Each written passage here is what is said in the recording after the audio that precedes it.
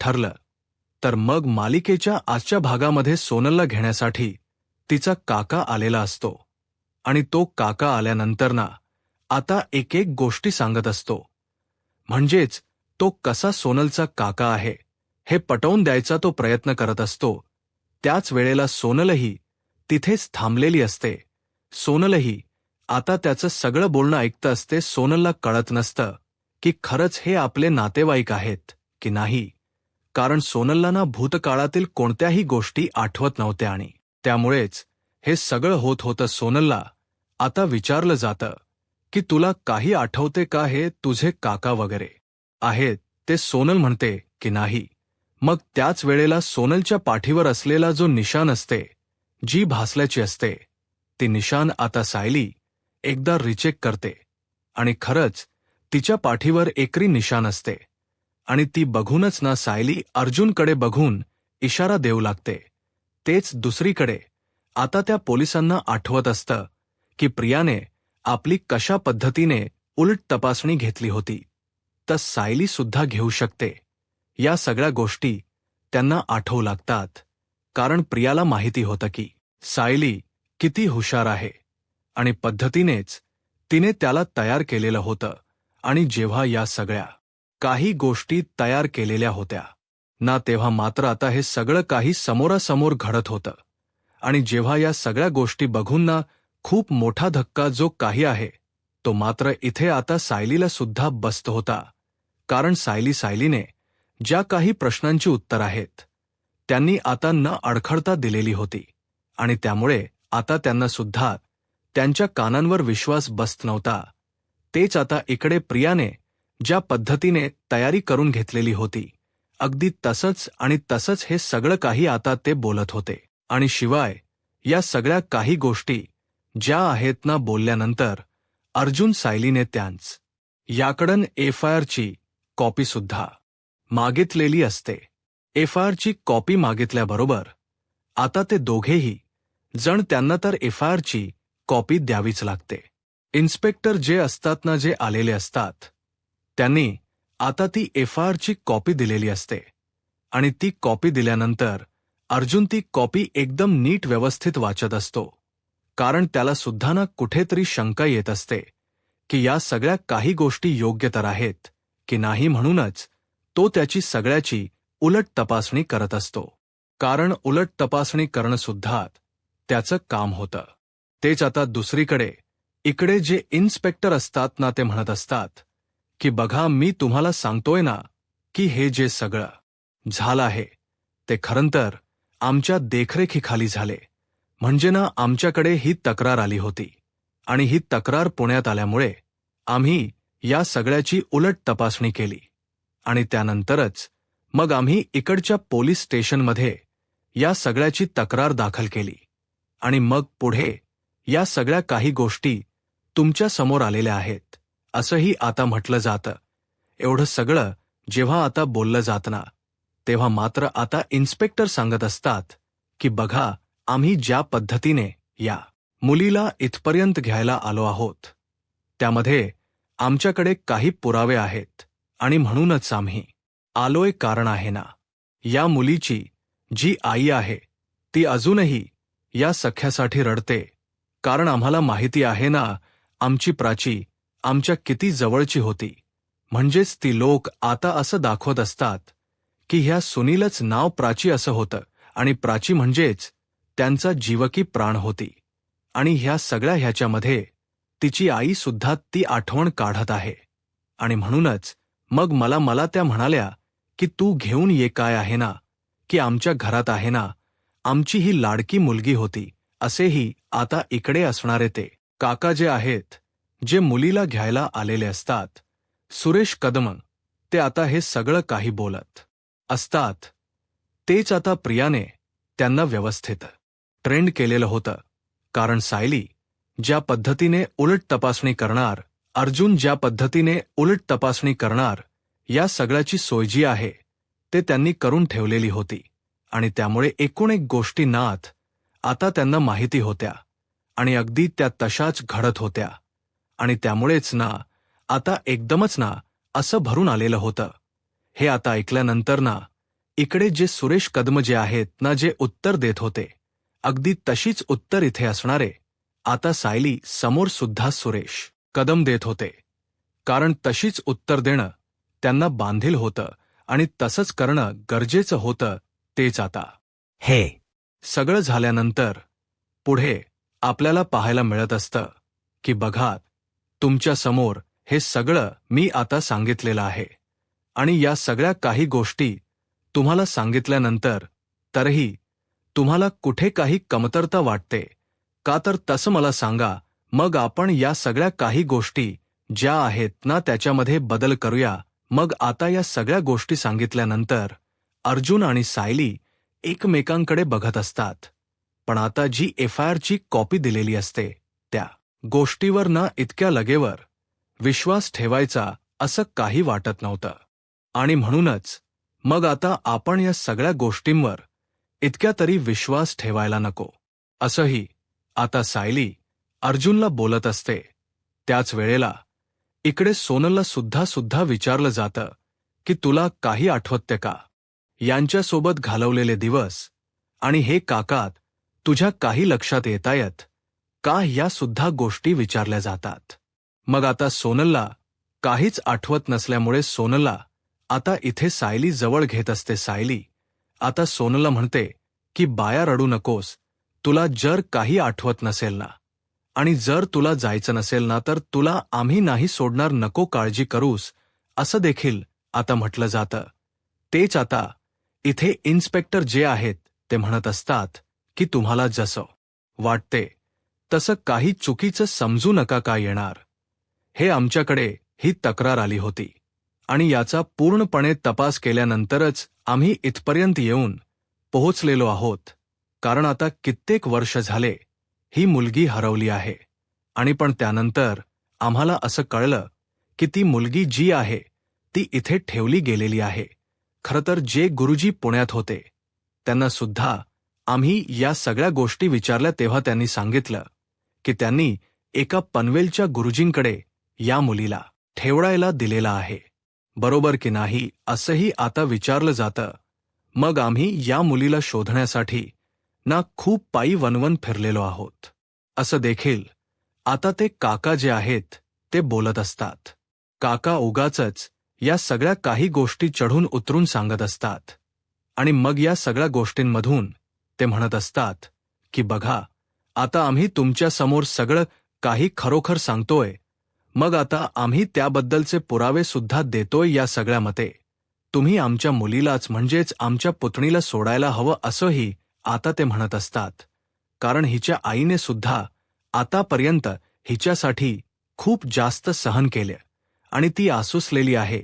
ती या सगळ्यामध्ये वाट बघत आहे तिची. मग आता या सगळ्या काही गोष्टी विचारून घेतल्यानंतर त्यांना आता डायलिसिस काका जे आहेत त्यांना विचारलं जातं की तुम्ही या मुलीला का म्हणून आणलं आणि मग ही मुलगी तुम्हाला कुठे भेटली. तेव्हाच ते डायलिसिस काका जे आहेत ना ते सांगत असतात, खरं तर ही मुलगी मला मंदिरातल्या त्या पुढारीने दिली आणि मग आता त्या गुरुजींनी मला सांगितलं होतं की बघा, तुम्ही ह्यांना घेऊन जा आणि म्हणूनच मग मी आता तिला घेऊन आलो. खरं तर तिला घेऊन येण्यामागे माझा दुसरा तिसरा कोणतंच उद्दिष्ट नव्हतं. कारण त्यांना सुद्धा या आश्रमाबद्दल माहिती होतं आणि या आश्रमामध्ये सगळं काही चांगलं होईल हेही त्यांना माहिती असल्यामुळे त्यांनी माझ्याकडे ही जबाबदारी दिली. मग मीही विचार केला की आपल्या आश्रमात कोणाच तरी येऊन भलं होणार असेल तर काय हरकत आहे आणि त्यामुळेच मी या मुलीला इथपर्यंत आणलं, असंही आता डायलिसिस काका जे आहे ते बोलत असतात. तेव्हाच आता सायली अर्जुन एकमेकांकडे पाहत असतात. तेच अर्जुनला FIR's पेपर वगैरे सुद्धा दिलेले असतात. तर अर्जुन आता त्या सगळ्या पेपरची उलट तपासणी आणि या सगळ्या काही गोष्टी करत असतो. आता जेव्हा त्याच्या हातामध्ये ते पेपर वगैरे सापडतात, तो जेव्हा या सगळ्याची उलट तपासणी करतो तेव्हा मात्र आता हे सगळं काही समोर येतं आणि जेव्हा या सगळ्या काही गोष्टी जशाच्या समोर येतात तस अर्जुनने चैतन्याला कॉल केलेला असतो. चैतन्याला अर्जुन कॉल करतो आणि म्हणत असतो की मी तुला काही FRच्या कॉप्या पाठवल्या आहेत, ते जरा बघ. आणि या काही गोष्टी ख्या कुठे आहेत की नाही याचा सगळ्याचा शोध घे. तेव्हाच इथे असणारा चैतन्य जो आहे तो म्हणत असतो की हो, मी माझ्या परीने प्रयत्न करतोय, आणि तसंही मी आता इन्स्पेक्टर सावंत यांच्या बरोबरच आहे. आणि मग काय, अर्जुन जो आहे तो फोन स्पीकरला टाकूनच बोलत असतो. तेच दुसरीकडे मात्र आता सचिन ना या आश्रमाच्या बाहेर असणाऱ्या खिडकीजवळ उभा असतो, आणि तो आता या सगळ्याचा व्हिडिओ सुद्धा आपल्या मोबाईलमध्ये बनवत असतो. म्हणजे सायली आणि अर्जुनने या मुलीला विकला आहे याचा हा काहीसा पुरावा असोही आता त्याने ठरवलेलं असतं. तेच इकडे आता प्रिय आणि चकित असतात की कधी एकदा आपल्याला फोन येतोय त्या गोष्टीने विचार करत असतात. तेवढ्यातच ना इकडे असणारा हा जो राकेश आहे तो बोलून जातो, खरं तर आता आपण ज्या माणसांना पाठवलं आहे त्यांना सायली अर्जुनने पकडलं तर नसेल ना, म्हणून तर अजून सायली अर्जुनचा काही सुद्धा फोन वगैरे आलेला नाहीये असं म्हटल्याबरोबर इकडे आता प्रियाच डोक सटकतं. प्रिया म्हणत असते की काहीतरी पॉझिटिव्ह बोल, जर बोलता येत नसेल ना तर तुझं तोंड बंद कर असं बोलून आता ती त्याचा गळा वगैरे दाबून टाकते. जस आता ती त्याचा गळा दाबते ना तस आता ती त्याला म्हणत असते की असं निगेटिव्ह का बोलतोयस, जरा तरी पॉझिटिव्ह बोल. जर तू आता नीट बोलला असतास ना की सगळं काही नीट होऊ दे, मग मी ना तुला असंच सोडलं होतं काय ना. हे सगळं करण्यासाठी ना खूप जास्त पापड बिललेले आहेत मी, आणि या सगळ्या गोष्टी एकदम पॉझिटिव्ह व्हायलाच हव्या असंही आता म्हटलं जात असतं. आणि असं बोलून ती आता जोरात गळा दाबत असते. तेव्हाच ना इकडे आता जी प्रिया आहे तिला आता कसबसं नागराज मागे करतो, आणि नागराज म्हणत असतो की सोड सोड आता, आता तरी बाजूला हो. मग आता तू काय त्याचा जीव घेतेस का? मग आता प्रिया म्हणत असते की मग तुम्हाला समजतंय का हे सगळं काय चाललेलं आहे ते? तेच आता इकडे चैतन्य जो आहे त्याने फोन स्पीकरला टाकलेला असतो. चैतन्य जेव्हा फोन स्पीकरला टाकतो तेव्हा आता ते सगळं काही बोलणं तो ऐकत असतो. चैतन्य आता म्हणत असतो की तू काळजी करू नकोस, इन्स्पेक्टर सावंतही माझ्या सोबतच आहेत. मी त्यांनाही विचारतो आणि सगळ्या कॉप्या ज्या आहेत त्या बघतो. इन्स्पेक्टर सावंत देखील आता म्हणत असतात की तुम्ही काळजी करू नका, आम्ही आहोत ना, आम्ही करतो सगळं काही मॅनेज, असंही आता म्हटलं जातं. तेच आता इकडे ना सायली आणि अर्जुन जे आहेत ते आता लगेच निर्णय घेऊ शकत नसतात, कारण कोणताही गाईने घेतलेला निर्णय हा त्यांच्यावर भारी पडू शकतो हेही त्यांना माहिती होतं, आणि म्हणूनच कोणताही निर्णय पटकन घेऊ शकत नव्हते. ते तर दुसरीकडे मात्र आता पाहायला मिळत असतं की इकडे ते म्हणत असतात की आम्हाला ना आधी या सगळ्याबद्दल मधुभाऊशी सुद्धा बोलावं लागेल, आम्ही असेच निर्णय कधीही घेऊ शकत नाही. सायलीने आता डायरेक्टली सांगून टाकलेलं असतं, आणि जेव्हा सायली या सगळ्या काही गोष्टी सांगते ना तेव्हा मात्र आता दुसरीकडे पाहायला मिळत असतं की या सगळ्या काही गोष्टी ज्या आहेत त्या होत असतानाच ते सोनलचे जे काका आलेले असतात ना त्यांनी तर आता सांगितलेलं असतं की बघा, मला ना असं वाटतं की जे काही गोष्टी तुमच्या समोर आहेत त्याच्यावर ना तुम्ही ना माझ्या पुतणीला सोडून द्यायला हवं. तसंही तिची वाट बघायला तिची काकी ही घरातच आहे, आणि ती सुद्धा तिच्या येण्याकडे डोईला लावून बसली आहे. त्यामुळे मला असं वाटतं की तुम्ही या सगळ्या काही गोष्टी समोरासमोर बघताय, जे काही आहे ते तुम्हाला दिसते, मग त्यावरूनच मला असं वाटतं ना की तुम्ही जास्त या गोष्टी ताणात बसू नका. जे काही आहे ते तुम्ही बघितले, तुम्ही आता लवकरात लवकर त्याची सुटका करा असं देखील आता म्हटलेलं असतं. या सगळ्या काही गोष्टी बोलून झाल्यानंतर सोनलचे सुद्धा ते स्वतःहून आता बोलायचा प्रयत्न करत असतात. सोनलला सुद्धा आता ते सांगत असतात की बघ, तुला माहिती नसेल पण मी तुला सांगतो काय काय गोष्टी तुझ्या भूतकाळात घडल्या होत्या. त्या लहान असताना ना तू तुझ्या आईच्या पदराला धरूनच बसायची, वेट डोळे घालून बसायची. तू आता बघायचीस की कधी एकदा सगळं काही व्यवस्थित होतं ते मग आता या सगळ्या काही गोष्टी ज्या आहेत त्या झाल्यानंतर सायली आता म्हणत असते की तुम्ही म्हणताय त्या सगळ्या काही गोष्टी ठीक आहेत, पण ह्या सगळ्या काही गोष्टी अशाच करू नयेत ना, अशा सोडून काहीच उपयोग नाहीये. आम्हाला सुद्धा थोडा वेळ हवा आहे.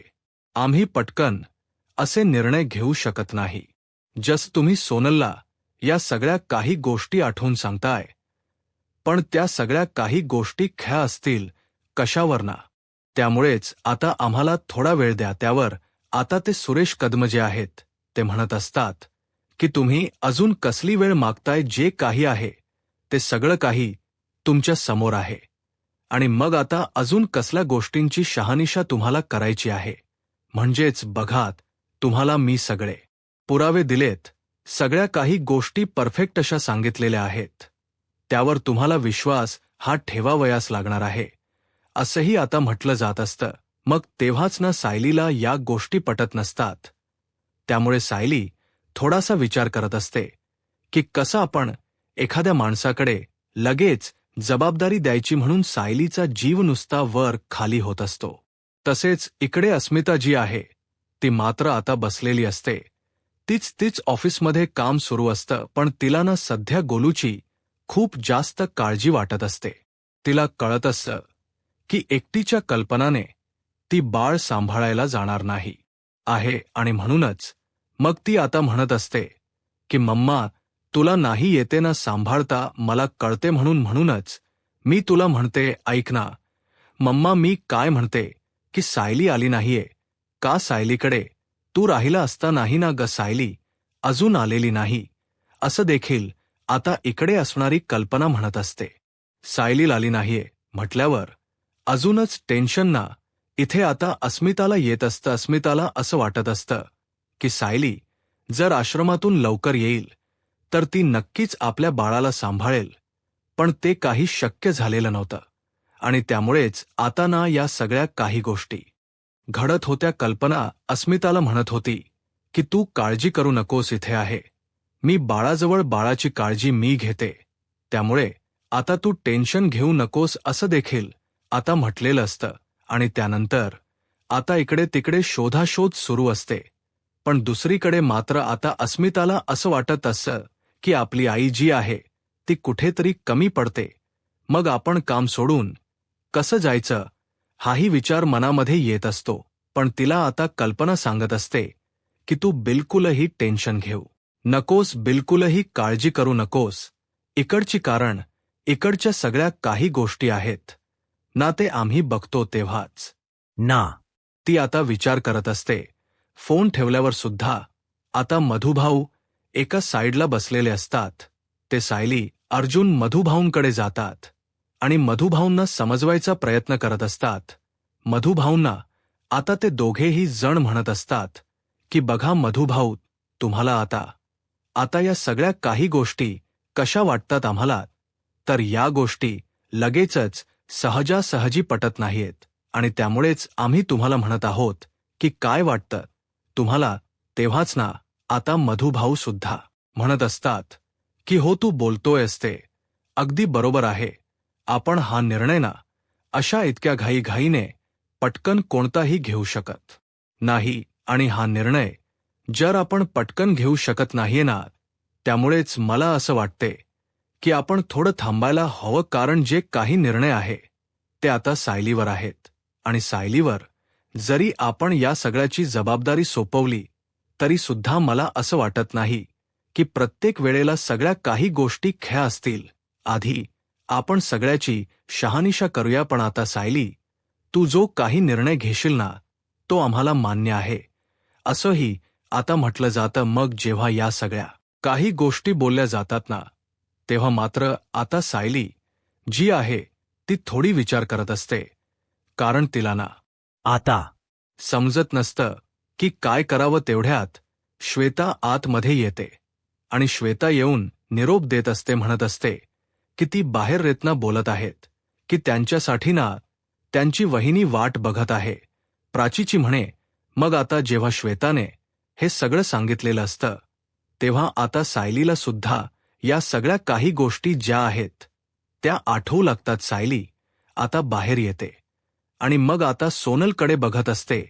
सोनल आता सांगत असते की ह्यांनी ना मला ज्या पद्धतीने सांगितलं आहे ना, यांनी मला म्हटलं आहे की ह्या सगळ्या काही गोष्टी ज्या आहेत ना त्या आता मला आठवतात. म्हणजे मी आईच्या पदराला वेटोळ घालून बसायचे आणि मग माझ्याबरोबर त्याबरोबर असायच्या आणि मग या सगळ्या काही गोष्टींना मला सतत आठवत राहतायत आणि मला कळते की हे सगळं तसंच घडलं होतं. मग आता मलाही वाटतं की मी यांच्या सोबत जायला हवं असं आता सोनल म्हणत असते. मग तेपासन मधुभाऊ सुद्धा म्हणत असतात की जो काही निर्णय आहे ना सोनल बाळा, तो पूर्णपणे निर्णय आहे. तो आता सर्वस्वी सायली ताईचा आहे, कारण सायलीच आता या सगळ्याची सर्वेसर्व आहे असंही आता म्हटलं जातं. मग आता सायली या सगळ्याचा विचार करत असते आणि जेव्हा सायली या सगळ्याचा विचार करते ना तेव्हा सोनलने सुद्धा इतका आता मनापासून सांगितलं आहे म्हटल्यावर आपणही आता सोनलवर विश्वास ठेवायला हवा असाच विचार ना आता ते करत असतात. मग आता सायली कशीबशी आता तिला पाठवायला तयार होत असते. म्हणजेच मग आता सायली ही म्हणत असते की ठीक आहे, मग आम्ही तुम्हाला सोडत आहोत, पण आता तरी सुद्धा ना तुम्हाला याची काळजी ही व्यवस्थित घ्यायची आहे. आम्ही आता कुठंचही हे करणार नाही, कारण आम्हालाही असंच वाटतं ना की हिची काळजी जर तुम्ही व्यवस्थित घेतली नाहीत तर परत मग आता तेही म्हणत असतात की नाही, तुम्ही काळजी करू नका, आम्ही हिला व्यवस्थित सांभाळू, हिची देखभाल करू, हिच रक्षण करू, त्यामुळे ना तुम्ही टेन्शन घेऊ नका असं देखील आता म्हटलेलं असतं. आता एवढ्या सगळ्या गोष्टी सांगितल्यानंतर आता सायली सुद्धा त्या मुलीला पाठवायला तयार होते.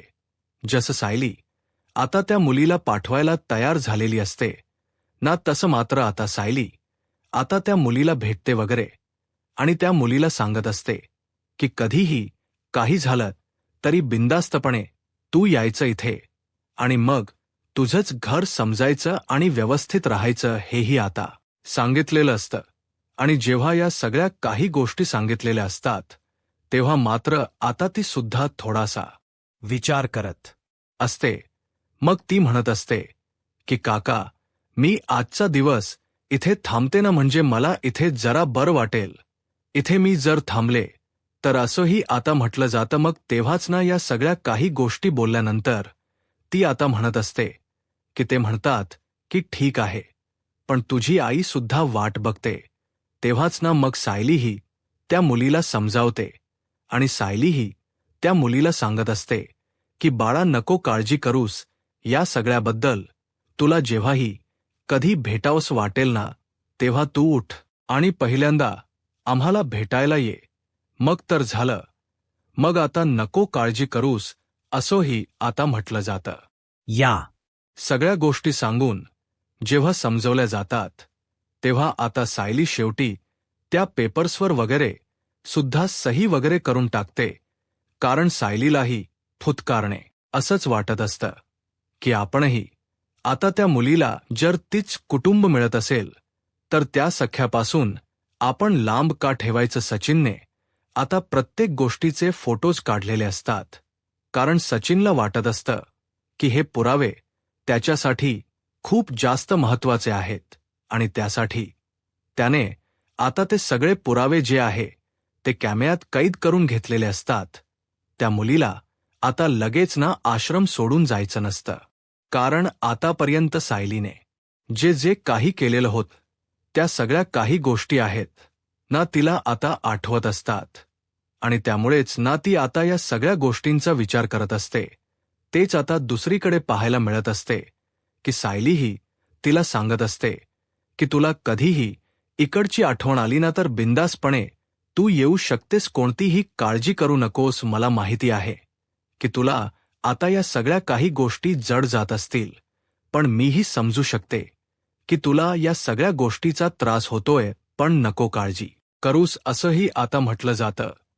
तेच आता त्या मुलीला सोडल्यानंतर सायली जी आहे ती आता थोडीशी आता बावरलेली असते आणि तरी सुद्धा सायली जेव्हा अशी टेन्शनमध्ये असते ना, तेव्हा अर्जुन तिला म्हणत असतो.